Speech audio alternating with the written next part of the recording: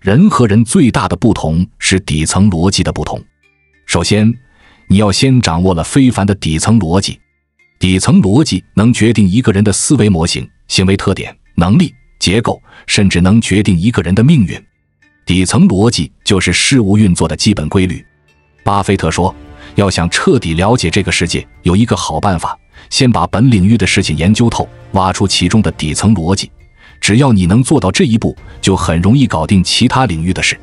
巴菲特这句话的意思是，如果你依然无法参透世界，那是因为你对自己的领域悟得还不够透。只要你能挖掘到本领域的底层逻辑，你就可以窥见这整个世界的真相。底层逻辑就是事物运作的基本规律，类似孔子说的那个理，老子说的那个道，佛祖说的那个智慧，儒释道三家讲的全是底层逻辑，这就是他们的伟大之处。世界上每个领域都有自己的专业知识，这大千世界的知识林林总总，但是这些领域的底层逻辑都是相通的。越接近底层，而且道理越简单，因为底层逻辑就是规律，规律是不分行业的，它是一通百通的。请记住，无论你在多么传统的行业，只要你能把本行业的底层逻辑搞懂了，就能看穿其他很多行业。知识合计能分领域，但规律和本质是不分领域的。一旦掌握了世界的底层逻辑，就可以由一滴水看到整片大海，由一棵树看到整个森林，由一粒沙子看到整个沙漠。一旦你拥有了这种能力，就可以一眼看穿各种事物的本质，可以在各个领域间自由穿梭。底层逻辑和思维模型之间的关系。一个人掌握了底层逻辑的表现，就是思维模型变得开放和健康。有句话说，如果没有深度思维，所有的努力都是无效的。同样的逻辑，如果没有健康的思维模型，所有的深度思考都是无效的。最健康的思维模型就是4个字：辩证思考。什么是辩证思考呢？真正的高手，他的思维模型都像太极图一样，这其中的一阴一阳指的是他们非常善于抓住事物的两大矛盾，同时又能找到这两大矛盾的对立和统一的关系。举几个例子，什么叫爱？就是用对方需要的方式表达你的好，而不是用自认为好的方式强加于人。什么叫沟通？就是用对方的语言讲述你的道理，而不是用自己的语言讲述自己的道理。什么叫辩论？就是用对方的逻辑证明你的观点，而不是用自己的逻辑证明自己的观点。什么叫销售？就是让客户觉得他占了你的便宜，而不是把自认为便宜的东西卖给客户。什么叫好感？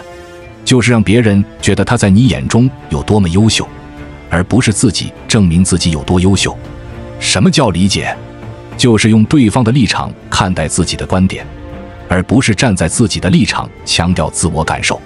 真正的高手在任何时候都善于洞察对方，比如对方的需要、对方的语言、对方的逻辑、对方的感受、对方的优点、对方的立场等，把自己的价值和对方的需要结合在一起，把自己的道理和对方的语言结合在一起，把自己的观点和对方的逻辑结合在一起。这就是阴与阳的结合，就符合一阴一阳之谓道的定义，符合辩证法了。如果我们生硬地把2个阳或者2个阴结合在一起，就不符合辩证思考了。比如你跟人沟通的时候，只站在你的立场说自己的道理，自说自话；在社交的时候拼命证明自己多么优秀，只能引起别人的戒备，这就没有了阴和阳的对立和孤阴不生、孤阳不长，这就不符合辩证思考了。世界上的事物都处于阴与阳的不断状态。中国人最了不起的地方就是学会了辩证思考，比如否极泰来，苦尽甘来；比如居安思危，居危思安；比如祸兮福之所倚，福兮祸之所伏；比如塞翁失马，焉知非福。获取知识的能力远比知识本身更重要。底层逻辑强大的表现就是不再被知识束缚，而是可以超越知识。李小龙在练习截拳道时这样感悟所学到的东西，也就意味着所失去的东西。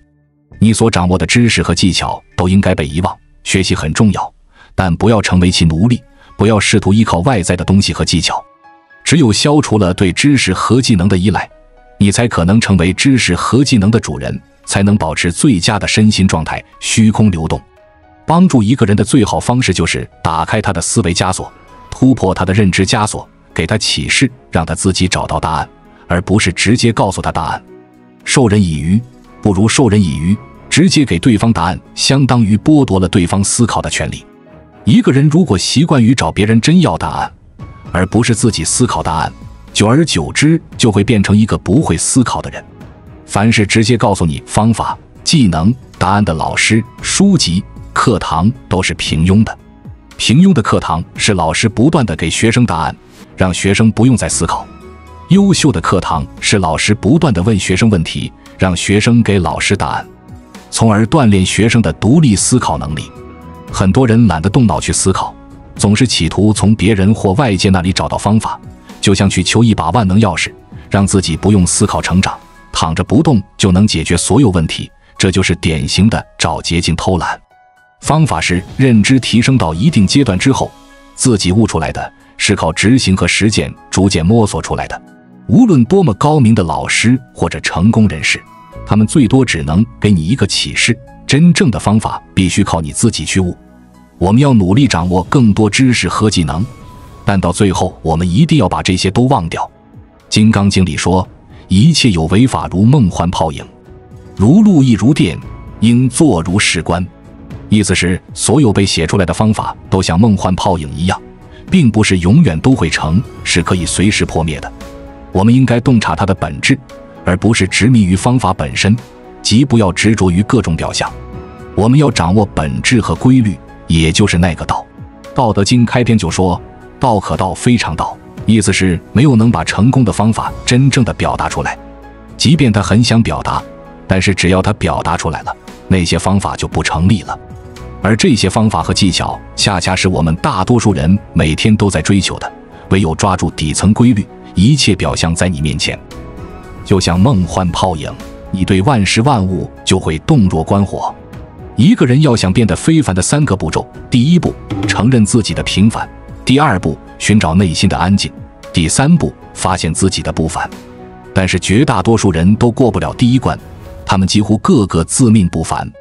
如果一个人不能承认自己的平凡，就无法发现自己的非凡。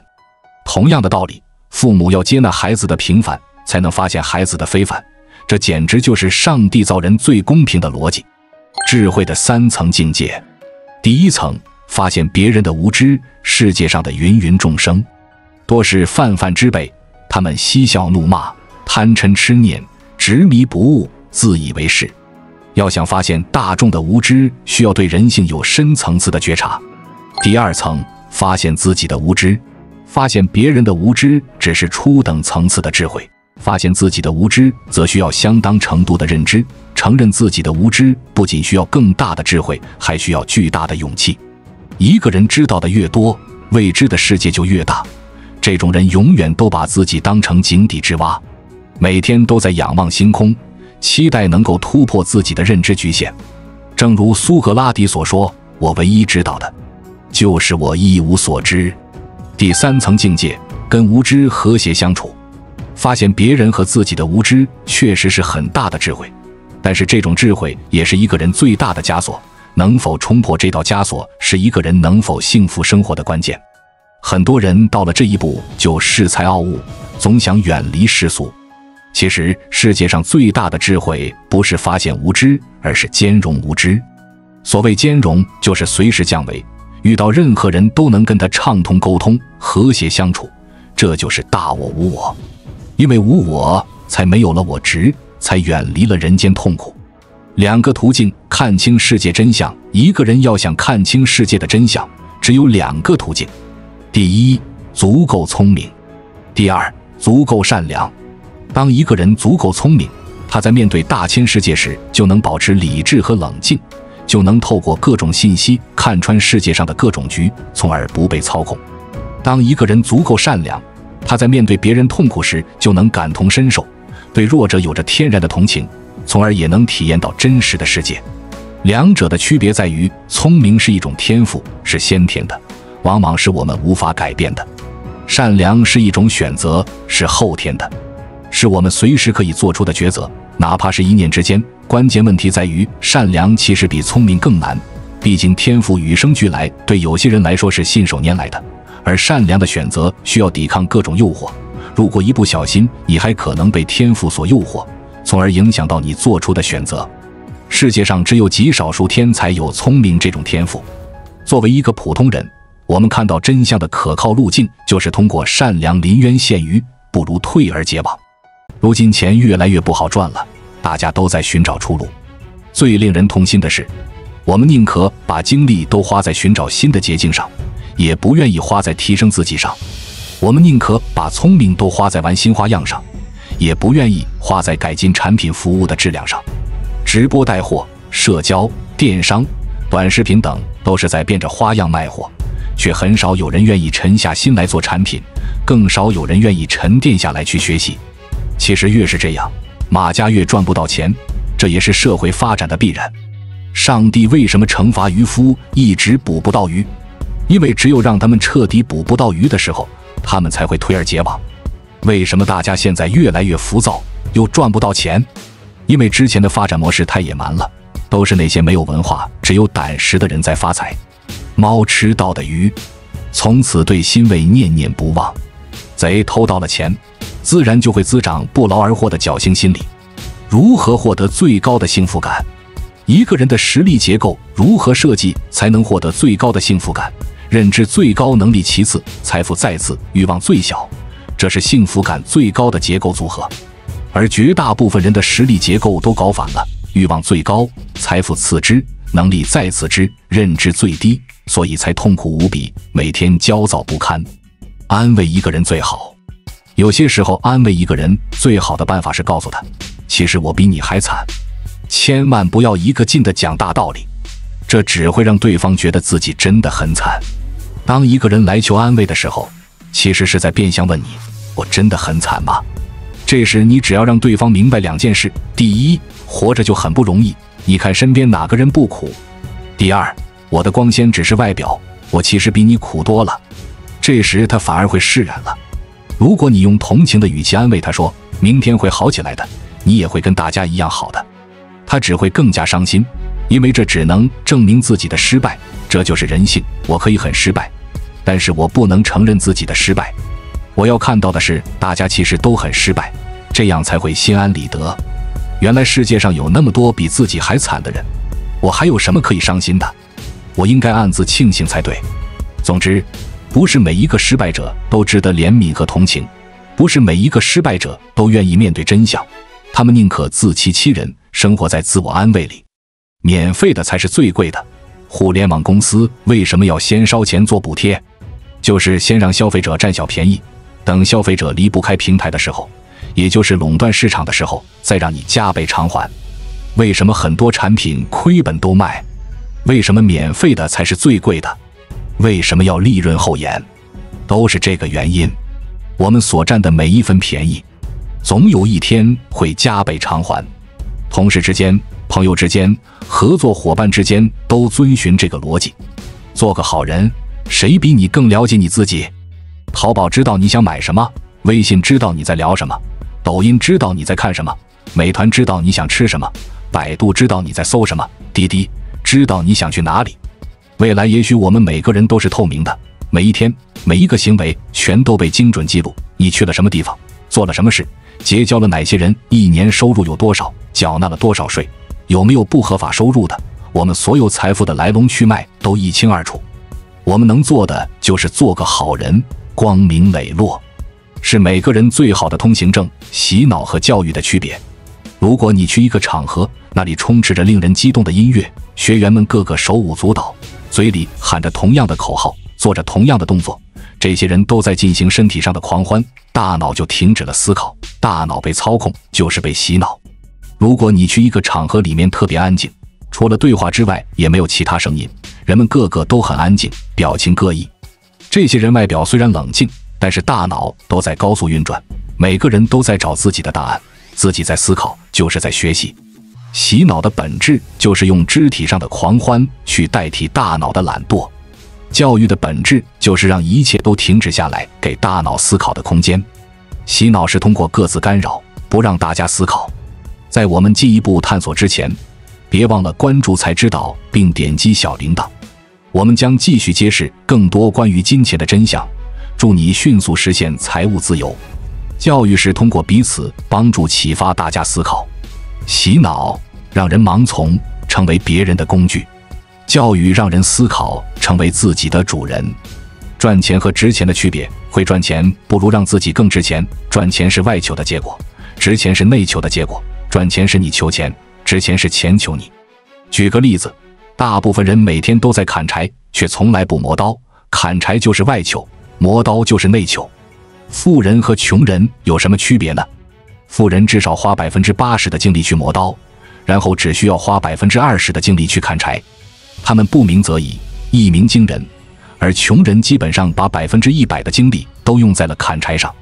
他们每天都只盯着眼前的小便宜，却从不想如何提升自己的能力。得到钱的背后是产品和服务，把产品和服务做到极致，钱自然就来了。产品和服务的背后是心性，人有了匠心和耐心，自然就能做出极致的产品。心性的背后是修为，人修到了一定程度，自然就会踏实上进，品行端正。修为的背后是道，人参透了万物变化的本质和规律，自然就会得到确定性。人的安全感和幸福感往往来源于确定性，但是世界的不确定性越来越强，然而对自己的确定性可以抵抗外界的不确定性。什么叫对自己的确定性呢？比如，你确定自己能干好哪些事吗？你确定自己干不好哪些事吗？这是对自己能力边界的确定。你能确定自己知道哪些事吗？你能确定自己不知道哪些事吗？这是对自己认知的确定。你能确定自己的特长是什么吗？你能确定自己的短板是什么吗？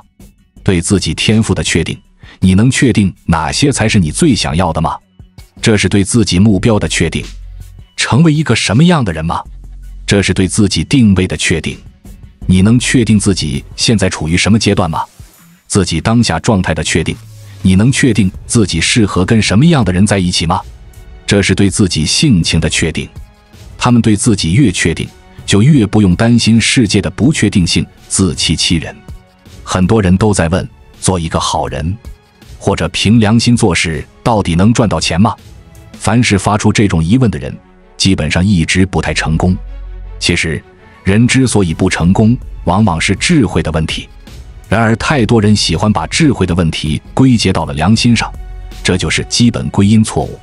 明明是因为自己没有智慧，却总是怀疑自己是不是太善良了，这是很多人常犯的低级错误。因为太善良听上去比没有智慧好听多了，这就是人性的基本属性。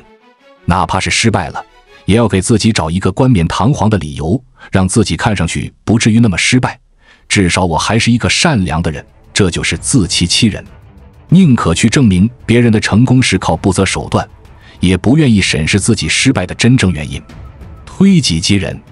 作为一名家长，当你不再是带领孩子成长，而是能从孩子身上悟出自己需要成长的时候，真正的教育才刚刚开始。孩子让你最头疼的地方，恰恰是你最需要疗愈的地方。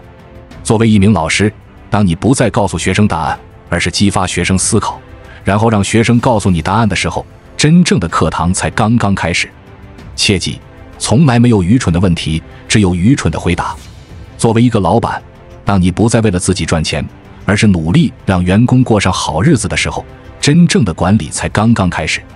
作为一个商人，当你不再为了追求利润，而是为了帮助客户解决问题的时候，你的生意才刚刚开始。2.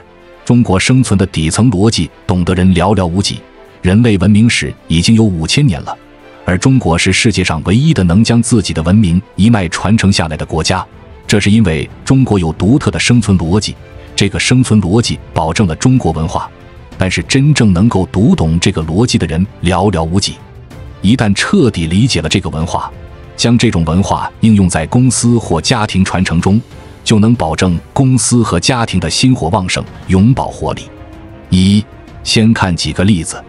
蝎子从不觉得自己有毒，蚊子从不认为叮咬别人是错的，苍蝇从不会觉得大便又脏又臭，老鼠从不会认为自己吃的东西是偷来的。人类说老鼠是坏东西，因为老鼠偷吃我们的粮食，但对老鼠来说这叫觅食。人类夸奖蜜蜂是勤劳，因为蜜蜂在给我们酿蜜，但对蜜蜂来说这是基本需求。所谓害虫和益虫都是人类按照自己利益标准划分的，所谓的好坏都是强者按照自己的立场去划定的。毕竟在乌鸦的世界里，天鹅都是有罪的，因此世上没有纯粹的好人或者坏人。你伤害了他的利益，就是他眼里的坏人；你符合了他的利益，就是他眼里的好人。你符合了大多数人的认知，你就是合理的；你超越了大多数人的认知，你就是荒谬的。再举几个例子，人类是地球的统治者，所以就可以按照自己的标准给万物分对错，制定秩序和规则，我们称之为公俗良序。当新冠在全球蔓延，人类便称新冠为流行病毒，实际上对于地球来说，人类才是病毒。地球诞生45亿年了，人类产生才300万年，人类对于地球来说只是弹指一瞬间，而且人类自诞生以来就开始破坏地球的环境，不断地打破地球的生态平衡，这不就是地球的病毒吗？刚刚结束的新冠疫情就像地球的免疫系统，现在地球实在受不了了，为了保护自己，它开始启动自己的免疫系统，跟人类的活动相抗衡。因此世界上的事物根本没有好坏之分，没有对错之分，只有强弱之分。是非对错永远都是强者说了算。所谓的好坏都是强者按照自己立场去划定的，所谓的规则就是强者给弱者制定的条条框框，就是强者给弱者画一个圈，告诉他你们不能跨出去。因此人生活在社会上和动物生活在丛林里没有本质区别，你如果不去吃别人，别人就会吃掉你。社会上只有2种人，一种是狼，一种是羊。你要么是狼能吃人，要么是羊坐等被人吃。因此中国只有2种生存逻辑，第一种是狼的生存逻辑，就是如何优雅地吃掉羊；第二种是羊的生存逻辑，就是千方百计地变成狼。这个时代人人都在赚钱，但不是人人都值钱。真的，大部分人忙忙碌碌却分文不值，为什么不值钱呢？这就好比淘宝兴起之后，绝大部分产品的价格都被拉低了，为什么呢？因为产品的同质化太严重了，大部分产品都是千篇一律的，凭什么你能卖得贵？同理，绝大部分人之所以命比纸薄，是因为人与人的同质化太严重了。绝大多数人一生最大的悲剧，就是从进入学校到离开学校的这20几年里，没有一个老师能启发他们如何认识自己，我的性格如何，我有什么优缺点，我适合做什么。也很少有家长去有意识地启发孩子能够更加深刻地认识自己。这些长者们完全忽视了我们的内在动能和潜能，导致我们长大之后千篇一律，这就是很多人的悲剧。我们含辛茹苦地读了20几年的书，本以为自己满腹经纶，时刻准备大干一场，到了社会上之后才发现自己只不过是资质平平、平庸无奇的泛泛之辈。如今人与人之间已经严重趋同，严重同质化，我们的天赋、个性早就被磨平了。产品同质化最多导致产能过剩，而人的同质化导致整个社会都乱了章法，没有兴趣，没有特长，无论做什么都是一拥而上，趋之若鹜。如果你问一个小朋友你喜欢什么，他可能会很快地回答上来，我喜欢画画，我喜欢唱歌，我喜欢跳舞等等。但如果你这样问一个成年人，他肯定会半天回答不上来。因为小孩子做一件事之前，很少考虑做这件事有什么好处，如果喜欢就去做了。可成年人在做一件事之前，首先就会考虑这件事有用吗？于是对于成年人来说，他的生命都被那些应该做的有用的事填充得满满的。这就是成年人的世界，他们眼里只有利害，没有对错，没有情感。他们斤斤计较，每一个行为都讲究回报，他们瑕疵必报，每一个付出讲究性价比。他们已经被算计纠缠的敏感多疑，被欲望压抑的愁眉苦脸，整日焦虑不堪当然。若干年之后，现在的这些小孩子也会变成无兴趣、无爱好、无特长的3无成年人。他们没有特别喜欢的事物，对什么都谈不上有多大的兴趣。他们对当下的生活并不满意，却并不知道自己究竟喜欢干什么。他们找不出一个词语来形容自己所过的生活，因此这就是绝大部分人的宿命。我们都生活在平静的绝望中，但是未来真的不一样了，因为有了互联网，热爱才是未来的第一生产力。为什么这样说呢？因为互联网使社会的分工和细化进一步强化，在信息高效对接的帮助之下，人与人的协作效率越来越高，合作成本也越来越低，行业开始越来越细分，人的分工也越来越精细。我们只需专注自己擅长的某一领域，其他方面自然会有人来协助你。于是你的长处决定了你的价值。以前我们都拼命补短板，今后我们都在补长处。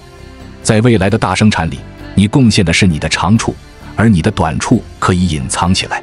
大家各尽其才，各取所需。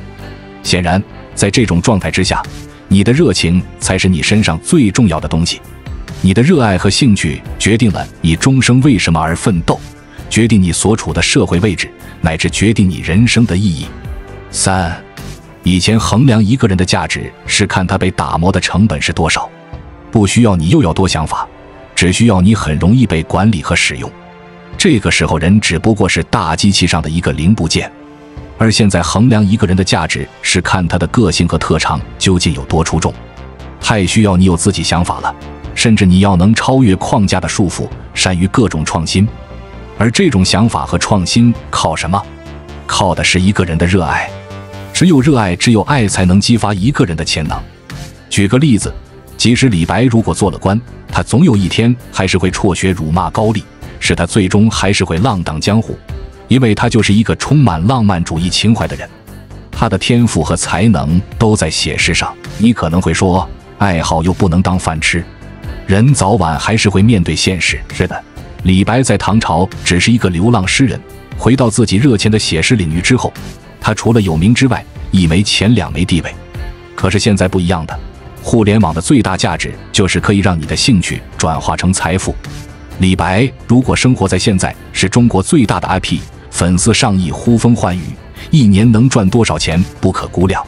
时代不一样了，兴趣也能当饭吃了。4. 未来会有越来越多的爱好会变得实用，越来越多的兴趣会变得值钱。未来我们只需专注于将某一方面做到极致，就可以释放出巨大的生产力。未来你是谁，要比你做的事更重要。越稀缺、越有特长的人或企业越有价值，无可取代，即等同于无限价值。未来人会越来越贵，人才越来越稀缺，人正在成为最关键的资本，人才的稀缺性将推动了个体身家上涨。未来人力资源正在向人力资本转化，并崛起为第一生产。生力人才正在超越了土地和一切资源，成为最重要的生产要素。我们终于发现，这个时代最好的机会其实就是发掘自我。最好的投资是自我投资，这是一个令人多么兴奋的结论。泰德拉尔曾在5年前提出，1个世纪后，废除8小时工作制将成为基本人权。而在互联网时代，这种变化，这根本不需要1个世纪，当下就已经开始。在以前，我们硬性地制定出了各种条条框框的制度和组织，人们需要在规定时间做规定的事情，完成规定的目标，所以人是服从组织的。而在互联网时代，我们只需要利用特长和才华，做好喜欢做的事，就可以为这个事且创造价值，还顺带实现了3个自由：时间自由、空间自由、财务自由。互联网是一个人性回归的时代，我们需要坦诚地面对自己内心，我究竟是谁？我可以做什么？当每个人呢都去发自内心地去思考这个问题的时候，社会的组成结构一定能发生重大变化。经济的本质是创造，而人是创造的第一要素，人要各归其位，经济才有动力。或许有人说，我不擅长读书，不会写作，不会那些高大上的脑力活，只会干一些体力活、杂事儿。其实这和什么工作没有关系，关键看你对这份工作有没有情有独钟。未来是一个怎么样的时代？那是一个最好的时代，每个人都能各尽其才，各司其职。您的才华和创造力再也不被琐碎的生活摧残。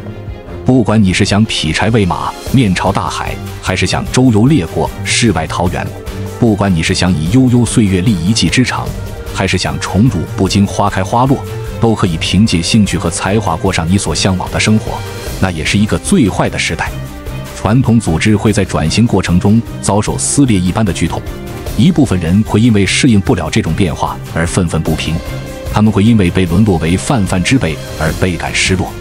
这个时代很美好，也会残酷，你若不能创造价值，就没有存在价值。最后再送给大家几句话：一、未来最好的投资是自我投资；二、短板理论失效，长板理论诞生。一定要成为某细分市场的佼佼者。三、兴趣之上，情怀之上，理想之上。四、别人浮躁，你淡定；别人喧哗，你思考。五、适合你的事，只要开始干都不晚。七、今后不缺内容和产品，只缺经典。关注我，我是才知道，带你解锁更多金钱的真相。